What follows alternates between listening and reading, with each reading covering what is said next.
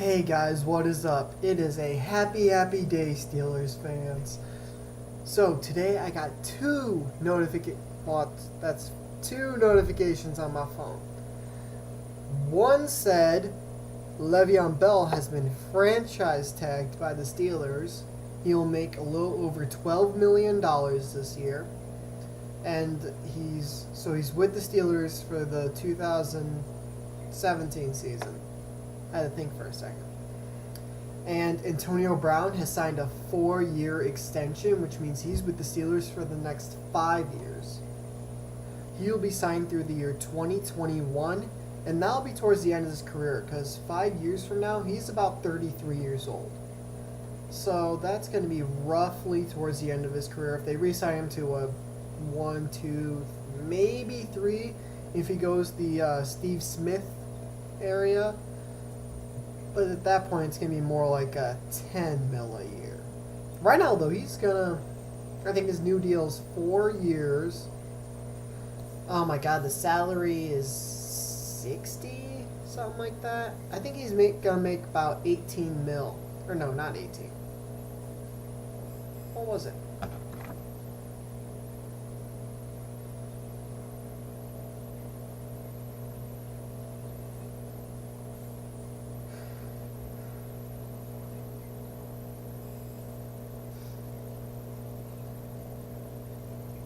Okay. So you take the 13 and a half he would have made. He's making under 60 in the 4 years because his extension 72.71 million over 5 years. But he was gonna make like 13 and a half, and basically he is now the highest paid receiver in the NFL. Long story short. And with that, they have secured pretty much the offense. The one thing that could ruin it is Ben retiring. And a month after he kind of hinted at it, that it was a possibility, we still don't know what's going on. So I still have all my little post-it notes up here, but I've made changes to the offseason. So let's go over. Ben returns. James Harrison returns. Lawrence Timmons returns on a 1, maybe 2-year deal, and it's going to be more of a team-friendly deal. And then they'll draft a first-round inside linebacker next year or the year after. Resign Bell. Check. Resign AB. Check. I think they'll re-sign Cody Wallace, and obviously all these free agents, like, I'm not getting all of them, like, there's definitely some I'm missing, but these are just some of them.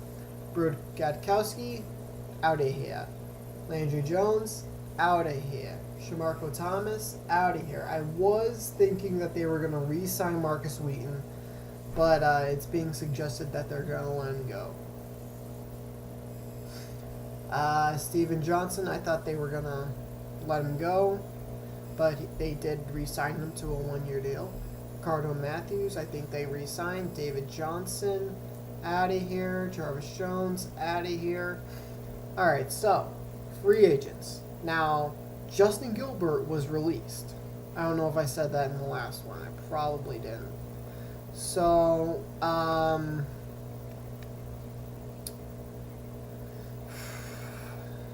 so some corners. Right now we have Burns, Cockrell, if he gets re-signed, which he probably will. Gay, at least for depth. Gay and Shabazz. Oh, and Golson. Forgot. So right now we have 5 corners. You should really have 6, maybe 7. Probably 1 sitting on the practice squad ready to come up. So for free agents at corner, Stephon Gilmore from the Bills, AJ Boyd from the Texans. Jermaine Johnson is expected to get franchise tagged yet again. He'll make 16, 17 mil. Let's see, Logan Ryan from the Patriots. And then, let's see, linebackers. Yes, we re-signed James Harrison. They did re-sign Anthony Chickalow. Arthur Motes is still under contract. We have Bud Dupree, so that's 4. But Harrison's not getting any younger. So if they were to have someone to mentor, that's where I have them doing in the draft. But if they were to just say, screw the draft, go for a linebacker in the free agency, Melvin Ingram from the Los Angeles Chargers. Chandler Jones from the Cardinals. That is all I wrote. Safety. People like, oh, Mike Mitchell, blah, blah, blah. I think they go free safety first round next year. Or second round. First or second round. Early safety next year. Not this year. Tony Jefferson. Safety. Running back to back up Bell, because he is going to be here this coming season. James Starks, he was cut by the Packers. I do have them drafting a running back. So, now onto the draft. The compensatory picks came out just a couple days ago. 2 days ago, something like that. So, obviously, it was not in my last video. I had, just 1 first, 1 second, 1 third, yada, yada, yada. We now have 1 first, 1 second, 2 third round picks, and then 1 fourth, 1 fifth, 1 sixth. We got 1 compensatory pick, and it was a third round pick, which is very good because we lost Steve McClendon. He was the defensive tackle. I want to say, oh my god, there was another player we lost that was a huge reason we got the third rounder. I don't know. So now we have 2 third round picks, so it gives us a little more wiggle room. So here's what I think is going to happen. I'll look at that in a minute. Here's what I have happening. We go outside linebacker first round. We get, the guy James Harrison is going to mentor for 1, maybe 2 years. Though, honestly, Harrison's going to be a 1-year deal. In my opinion, he'll be 1 year. He will be the mentor to whoever we draft.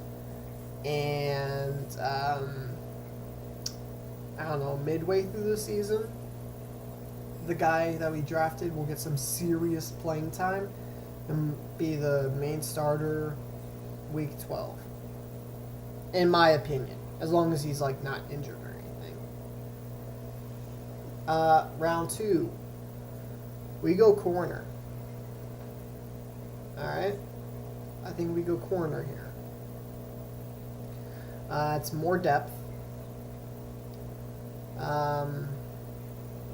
And honestly, it's probably a good pick because we have Burns, we have Cockrell. Hopefully, we'll have Golson in the slot. And who knows, maybe if we get Gilmore.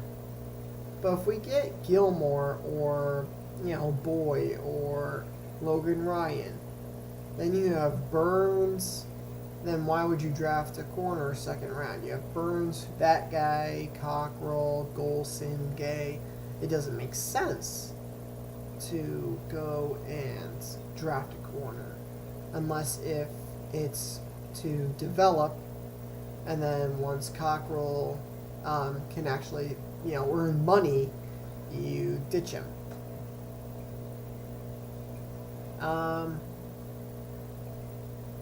Round 3, first pick. So our normal pick. The compensatory picks come afterwards. After everyone's picked in the third, then people start getting compensatory picks. So with the first third round pick, we draft a quarterback. There's a guy out of Pitt who's getting some praise. There's a guy from, I believe, Virginia Tech who's getting some praise. I think the guy from Pitt's being compared to Ben. The guy from Virginia Tech's being compared to Dak Prescott. And the Steelers did have their eye on Dak Prescott before he had his DUI incident. But he definitely showed he can be grown up and mature. So, there was that concert he got invited to, and he said, no, I'm going to study the playbook, I'm going to get some sleep, I'm going to pass on that concert. I think it was like a Kanye concert or something like that. I honestly don't remember if it was a Kanye or another, I think it was a rapper. I'm not sure. Was it a rapper? I have no clue who it was. Anyway, so with our compensatory pick, it is very quite possible. I mean, there's this one free safety. Trying to remember what school he went to. FCU? No, SFU? SFU? I don't know. He had a good season and a phenomenal Senior Bowl, and did very well in his Collegiate Bowl. He did very well in the bowl games, did good in the season, and he's apparently shooting up draft boards. So he's definitely a possibility. A lot of people think that the Steelers should target them, and that can be the guy who develops under Mike, because they say, Mike always goes for the kill shot. He doesn't go for the wrap, the secure tackle. And when, he gets that kill shot, you're like, oh my God. But if he goes for the kill shot and either misses or, the guy spins out of it, or, something, or he gets a flag or something like that when he could have just wrapped and tackled, that's where they're like, oh, Mike, come on. And I get it. I do. And some people are saying, well, draft Jabril Peppers. He can be the safety. He's either, it's iffy on whether he'll play linebacker, if he'll play safety, or whatever position he's going to play. But I saw his negatives. It's Mike Mitchell. Goes for the kill shot instead of the sure tackle. Not great in coverage. He's Mike Mitchell. So, if you say, oh, I hate Mike, let's draft, Jabril Peppers. Dude, you're pretty much saying, I hate Mike, let's draft Mike. He's the same size as Mike, and maybe Mike doesn't have some of the talents he does, but they're literally the same size. About 6 foot, 200 something pounds, 200 and change. Wow, this is a long time for my third round pick. Though in the third round, I think we will either go inside linebacker or wide receiver. So then we would have AB, hopefully Martavis comes back, Eli, Marcus is gone, you'd have Sammy. Now we do have Kobe Hamilton, but I would like a third round wide receiver to kind of shore up the wide receiving core. And I'm saying, and the wide receiver is possible. I mean, a running back's possible. But I have us picking a running back in the 4th, but I also have us taking wide receiver in the 5th. So, what else could we do with our third round pick? Go for another corner. We could. We could go after that safety. We could go for D-line. Maybe get some more pressure. But we have Tuitt, and we have Hayward, and we have Hargraves. We could go outside linebacker again. But then we have Dupree. We have that first round guy. Who do we have?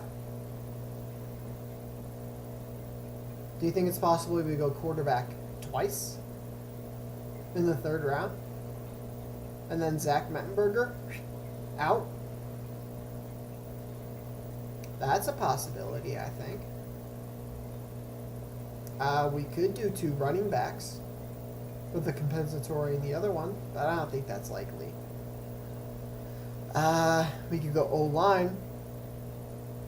Get a nice guard. You know, Foster's starting to get up there in age.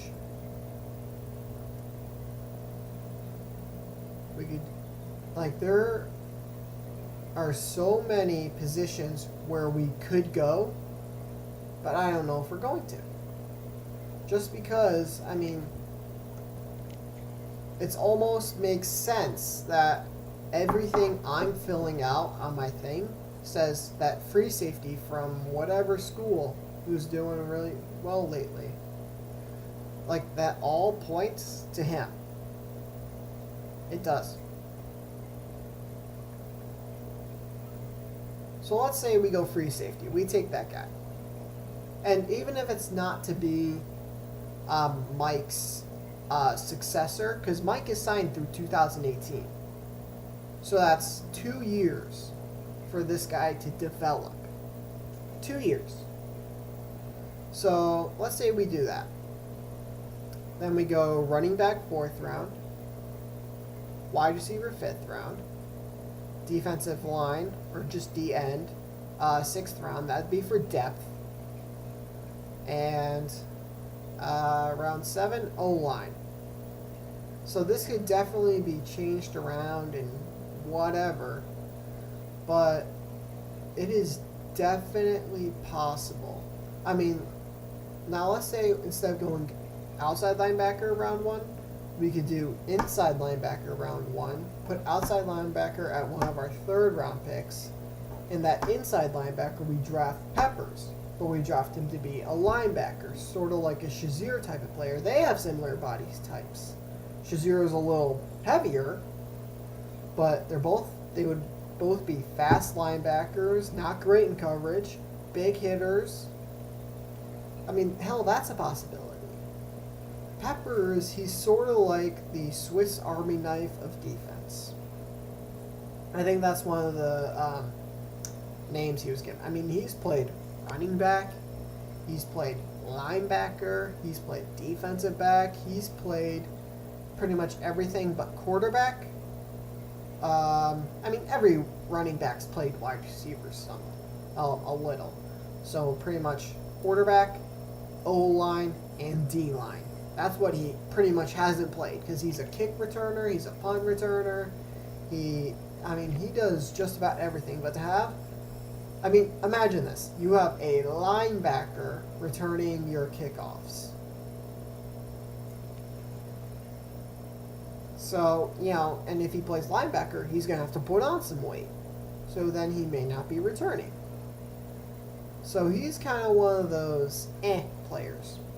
You don't really know what to do with him. Okay, guys, that is almost 19 minutes of me rambling.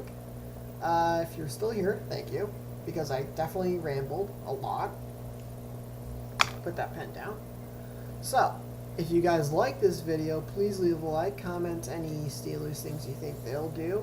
And if you're new to the channel, subscribe. And I will see you guys soon. Later.